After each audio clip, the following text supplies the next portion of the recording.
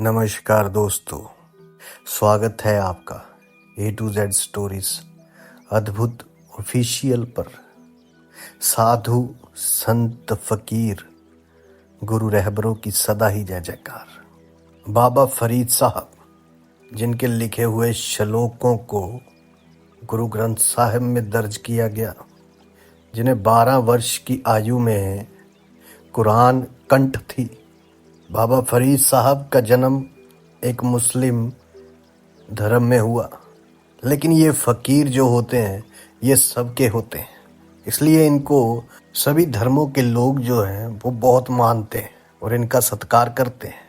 बाबा फरीद जी का जन्म 1173 ईस्वी में गांव कोठेवाल, मुल्तान, पाकिस्तान में हुआ।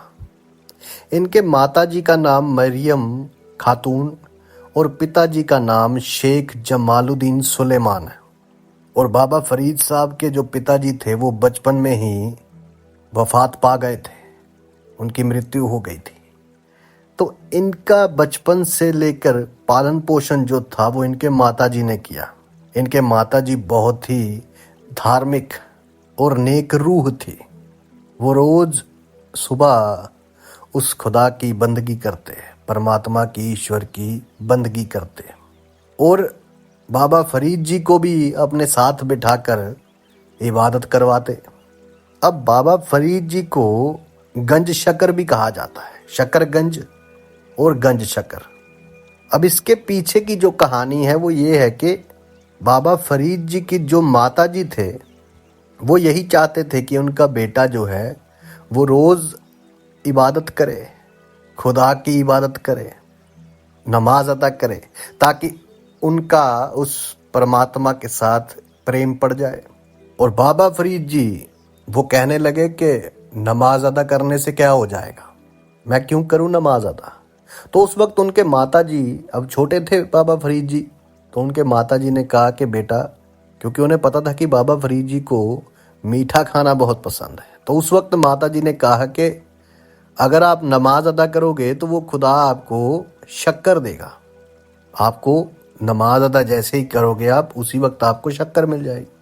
अब बाबा फरीद जी इसी लालच में नमाज अदा करते और जो उनके माता जी थे वो रोज़ उनके आसन के नीचे वो शक्कर रख देते। अब बाबा फरीद जी शक्कर के लालच में रोज़ाना नमाज अदा करने लगे और रोज़ नमाज अदा करते तो शक्कर की पुड़ियाँ निकालते आसन के नीचे से और खा लेते। और इस तरह बाबा फरीद साहब जो थे वो नमाज अदा करने के आदी हो गए।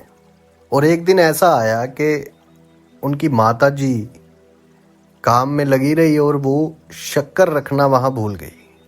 और उस दिन ऐसा हुआ, ऐसा चमत्कार हुआ कि उनके माता जी भी हैरान हो गए। उनके माता जी ने देखा कि उनका बेटा नमाज अदा करके आसन के नीचे से शक्कर निकाल कर खाने लगे। अब वो उन्होंने तो रखी नहीं थी। अब उनको शक्कर खाते हुए देखकर माता बड़ी प्रसन्न हुई, ये उस खुदा का ही वरदान है। तो उन्होंने बाबा फरीद जी को गले से लगाया और कहा, आज तो आपको खुदा ने ही शक्कर दी है। और तब उन्होंने प्रेम से कहा कि ऐ मेरे प्यारे शकरगंज। और तभी से बाबा फरीद साहब जी को शकरगंज के नाम से भी जाना जाने लगा। और जो बाबा फरीद साहब हैं, शकरगंज का मतलब होता है मिठास का खजाना। और तब फिर 12 साल लगातार ये अभ्यास करने से इनको कुरान जो थी वो पूरी कंठस्थ सी। तब माता ने कहा कि बेटा, आपको उस खुदा की तपस्या करनी चाहिए और तपस्या करके उसकी रहमतों को हासिल करना चाहिए।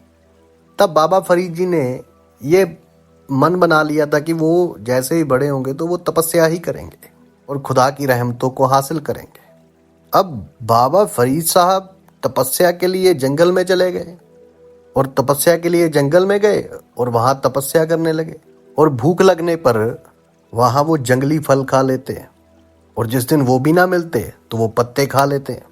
और अब समय का पहिया चलता रहा, उनकी तपस्या जारी रही। और एक वक्त ऐसा हुआ कि एक बार बाबा फरीद जी तपस्या में लीन थे तो वहाँ पे चिड़ियाँ जो थी, बहुत सारी चिड़ियों का झुंड जो था वो आकर चहचहाने लगी, आवाज़ें करने लगी तो बाबा फरीद जी को उससे थोड़ा सा क्रोध आया और उन्होंने कहा कि चिड़ियों मर जाओ। और कहा जाता है कि चिड़ियां उस समय सारी की सारी जो थी वो मर गई। अब ये देखकर बाबा जी को पछतावा हुआ, तो उन्होंने कहा नहीं नहीं, तुम जीवित हो जाओ। जब ऐसा किया तो वो जीवित हो गई। अब ये सब देखकर उनके अंदर अहंकार पैदा हुआ। अहंकार पैदा हुआ कि हाँ, मेरी तपस्या जो है वो संपूर्ण हो गई। और यही सोचकर वो घर को चल दिए। अब रास्ते में चलते वक्त चलते चलते उन्हें प्यास लग गई। और जब प्यास लगी तो उन्होंने देखा कि सामने कुआं है और कुएं में से एक लड़की पानी निकाल रही है।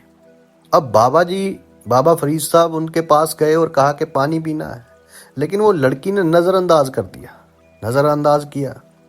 उन्होंने नज़रअंदाज किया और पानी निकाल के ऐसे हवा में फेंक देती। बाबा जी ने फिर कहा कि मुझे पानी पिला दीजिए, तो वो फिर पानी निकाला और ऊपर फेंक दिया, नज़रअंदाज करती रही। तब बाबा फरीद साहब ने उसे कहा कि कन्या, तुम मुझे पानी नहीं पिला रही हो, मुझे प्यास लगी है और पानी निकालती हो और हवा में फेंकी जा रही हो। तो इसके उत्तर में वो लड़की बोली कि यहाँ से 20 मील दूर मेरी बहन के घर को आग लग गई है और तुम्हें पानी पीने की पड़ी है, मैं यहीं से उसकी आग बुझा रही। अब ये सब देखकर बाबा फरीद साहब सोचने लगे कि ये कोई कन्या, कोई सिद्ध कन्या है जो बहुत सारी शक्तियों की मालिक है। लेकिन जब बाबा जी ने उसकी तरफ देखा तो वो कन्या ने बाबा फरीद साहब की तरफ देखा और बोले कि ये कोई चिड़िया नहीं है जिसे जब बोलोगे जी पड़ेंगी और जब बोलोगे मर जाओगी। अब जब ये शब्द सुने ना उस कन्या से, तो बाबा फरीद साहब वो सोचने लगे कि ये घटना तो अभी की और यहाँ से बहुत दूर हुई। इस लड़की को कैसे पता, इस कन्या को कैसे पता चल गया। अभी वो सोच ही रहे थे तो इतनी देर में वो औरत जो थी उसने आखिरी बार पानी फेंका और बोली बूझ गई, आग बुझ गई है। तो उन्होंने वो पानी जो था वो बाबा फरीद जी को पिलाने के लिए आई। जब बाबा फरीद जी ने जल ग्रहण किया, पानी पिया, तो उसके बाद उन्होंने पूछा कि ऐ कन्या, आप मुझे कैसे जानती हैं और आप 20 मील दूर आग कैसे बुझा रही हैं? तो वो औरत बोली कि मैं अपने पति को परमेश्वर मानती हूँ और पतिव्रता स्त्री हूँ। मैं पतिव्रता स्त्री हूँ, अपने जो माता पिता है उनकी सेवा करती हूँ, अपने पति की सेवा करती हूँ, यही मेरी इबादत है। और आप तो फरीद जी 12 साल से कठिन तपस्या कर रहे हैं, लेकिन आप में अहंकार आ गया और मुझ में अहंकार नहीं है, क्योंकि आपने अपनी सिद्धि की आजमाइश के लिए उस खुदा के कार्य में हस्तक्षेप किया, जो बिल्कुल गलत है। तब बाबा फरीद साहब अपने मन में सोचने लगे कि मैंने ये गलत किया, ये तो खुदा ने सिद्धि दे दी और सिद्धि प्राप्त करने पर मुझे ये अहंकार नहीं होना चाहिए था। अब वो सोचों में पड़े हुए हैं और इतनी देर में उन्होंने देखा ना तो वहाँ पे वो कन्या थी और ना ही वो कुआं था। कुआं जो था वो सूखा हुआ था, उसमें पानी नहीं था। अब ये देखकर बाबा फरीद साहब समझ गए कि ये कोई आम कन्या नहीं थी, ये तो स्वयं वो परमेश्वर ही आए थे इस रूप में मुझे समझाने के लिए। वो खुदा ही आया था मुझे मेरी गलती का एहसास करवाने। अब बाबा फरीद साहब आगे चल दिए। जब घर पहुंचे तो माता ने देखा मेरा पुत्र आया है, तो वो बड़ी खुश हुई, बड़ी प्रसन्न हुई, तो उन्होंने ऐसे गले से लगाया। उस वक्त कहते हैं कि बाबा फरीद साहब ने जो रास्ते में घटना हुई उस लड़की के साथ कि वो वहाँ पे पहले पानी भर रही थी और जब मैं कुछ सोचने लगा तो वो ना तो वहाँ पानी था ना ही वो लड़की थी। लेकिन बाबा फरीद साहब के माता जी ये बात सुनकर चुप रहे। जब बाबा फरीद साहब की जटाएं बन चुकी थी ना, वहाँ सिर पे जटाएं बन चुकी थी, अब 12 साल से तपस्या कर रहे थे, तो माता जी उनकी जो जटाएं थी उनको खोलने लगी और उन पर कंघी करने लगे वो। अब जब वो करने लगे तो बाबा फरीद जी तड़फ के बोले कि बहुत दर्द हो रहा है मुझे। तो उस वक्त माता जी बोले कि बेटा, ये तेरे जटाएं हैं और इस पर कंघी करने से तुझे कितनी दर्द हो रही है, लेकिन जब आप पेड़ों से पत्ते तोड़कर खाते थे तो उन्हें भी तो यही पीड़ा होती होगी। तो उस वक्त बाबा फरीद जी ने बोला कि माता जी उन्हें कैसी दर्द। तो उस वक्त माता ने कहा कि जैसे जीव होते हैं, जब उन्हें सुख दुख का एहसास होता है तो इन पेड़ पौधों को भी सुख दुख का एहसास होता है। इसलिए समझो, इस कायनात में हर चीज में उस परमात्मा का नूर बसा है, बस उस पर ध्यान देने वाली बात है। और उस वक्त माता जी ने कहा कि पुत्र, बाबा फरीद जी से, कि पुत्र तुम्हारी तपस्या अधूरी रह गई है, क्योंकि तुम में अहंकार पैदा हो गया है। तपस्या तो तब संपूर्ण होती है जब इंसान में अहंकार क्या कुछ भी जो है उसे सुध बुद्धि नहीं रहती, यहाँ तक कि उसे ना भूख लगती है ना प्यास लगती है। अब कहते हैं कि बाबा फरीद साहब ने फिर से 12 साल तपस्या की और फिर 12 साल तपस्या की, कुल मिलाकर 36 साल की तपस्या हुई। तब उसके बाद कहते हैं कि खुदा ने कहा कि तुम्हें गुरु मुर्शद की जरूरत है, क्योंकि गुरु मुर्शद के बिना कर्मों के सौदे नहीं प्राप्त होते, कर्मों का फल नहीं प्राप्त होता। तो फिर कुछ समय बाद उनकी जो गुरु की हसरत थी, मुर्शद की हसरत थी, वो हजरत बख्तियार साहब काकी जी के रूप में पूरी हुई और वो अपने गुरु मुर्शद की सेवा बड़े तन मन और धन से करते। एक दिन क्या हुआ कि गुरु का आदेश था कि ये सुबह पानी लेने जाते थे, गर्म पानी लेके आते थे गुरु के लिए। लेकिन एक बार क्या हुआ कि बारिश थी हो रही बहुत ज़्यादा, तो आग जो थी वो जल ना पाए, लकड़ियाँ जो थी वो गीली थी। अब पानी कैसे गर्म करें? तो उस वक्त इन्होंने फिर एक घर का द्वार खड़काया और दस्तक दी वहाँ पे। तो वो दरअसल घर जो था वो एक वैश्या का घर था। तो उन्होंने उस वैश्या से पूछा कि आपसे आग मिल सकती है? तो उस वक्त वो स्त्री ने मजाक में कहा कि अगर मैं तुम्हें आग दूंगी तो तुम मुझे इसके बदले में क्या दोगे? तब बाबा फरीद साहब कहने लगे कि आप जो चाहोगे वो मिल जाएगा आपको। तो उस औरत ने कहा कि मुझे आपकी आंखें बड़ी प्यारी लग रही हैं, तो आप मुझे अपनी आंखें दे दो। तो कहा जाता है कि उस वक्त उस औरत ने एक हथियार दिया, तो वो अपने आप ही जब करने लगी तो उसे एक झटका सा लगा। तो उसे समझ आ गई कि ये कोई आम शख्सियत नहीं है, ये तो कोई रूह है, संत रूह, महात्मा रूह है, और मैं इनके साथ क्या कर रही हूँ। उस वक्त उसने वो आंख जो थी वो निकल चुकी थी, एक आंख, मतलब उस पर जख्म हो चुका था। तो बाबा फरीद साहब आग लेके जब पहुंचे अपने दरबार पर, अब आंख पर पट्टी बांधी हुई थी, उसी औरत ने बांध दी। जब उसे पता चला कि ये कोई महात्मा फकीर है, तो जब वो वापस पहुंचे डेरे में, तो फिर अब गुरु सब कुछ जानते होते हैं, लेकिन जानबूझ के पूछा कि फरीद ये पट्टी क्यों बांध रखी है आंख पर?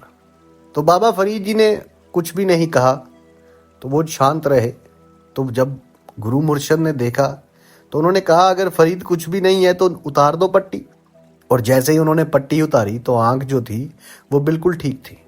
तो ये गुरु मुर्शद ने उनकी परीक्षा के लिए ये सारी लीला रचा रखी थी, क्योंकि जब ऐसा हुआ तो बाबा फरीद जी बड़े हैरान थे, और ये सब देखकर जो उनके मुर्शद थे वो हंसने लगे और कहने लगे कि फरीद ये तुम्हारी परीक्षा थी और जिसमें तुम पास हो गए, और इसी के साथ आपकी जो भक्ति है वो भी संपूर्ण हुई। अब आप लोगों को उनकी सेवा करो, उन्हें इंसानियत के बारे में बताओ, उनको उस खुदा की भक्ति के साथ जोड़ो। और फिर ये गुरु मुर्शद के मुखड़े से निकले ये वचन, तो बाबा फरीद जी फिर अपने गुरु से आज्ञा लेकर वापस अपने घर को लौट आए। लेकिन घर से पहले उन्होंने उन्हें पंजाब में आने के लिए कहा। बाबा फरीद साहब अब बहुत ही बड़े फकीर थे, शहंशाह थे, वो हर वक्त खुदा की इबादत में लीन रहते। और यहाँ एक बात क्लियर कर दूं कि ये जो सूफी संत फकीर गुरु रहबर होते हैं ये सबके साझे होते हैं। इन्हें कभी ये मत कहना कि ये हमारे धर्म के हैं, ये हमारे धर्म के हैं, ये हमारे धर्म के हैं। इनके दरवाजे हमेशा सबके लिए खुले होते हैं, क्योंकि ये ना धर्म देखते हैं ना जात देखते हैं। ये तुम्हारे मन में कितनी सफाई है, दिल में कितना प्यार है, ये वही देखते हैं। और जहां इश्क होगा उसी के ये दीवाने होके उसके साथ चल देंगे। ये फकीर होते हैं, ये संत होते हैं, गुरु रहबर होते हैं। और ये कुछ खास बातें थी बाबा फरीद जी के जीवन से, और भी बहुत सारे उनके चमत्कार भी हैं, उनकी बातें भी हैं, जो अगली वीडियोस में आपके साथ साझी करते जाएंगे, अगर आप कमेंट करके नीचे बोलोगे। जल्दी मिलते हैं एक नई वीडियो के साथ, तब तक के लिए आप सबका धन्यवाद। आप सबके भीतर बसे उस परमात्मा को मेरा प्रणाम। साधु संत फकीर गुरु रहबरों की सदा ही जय जयकार।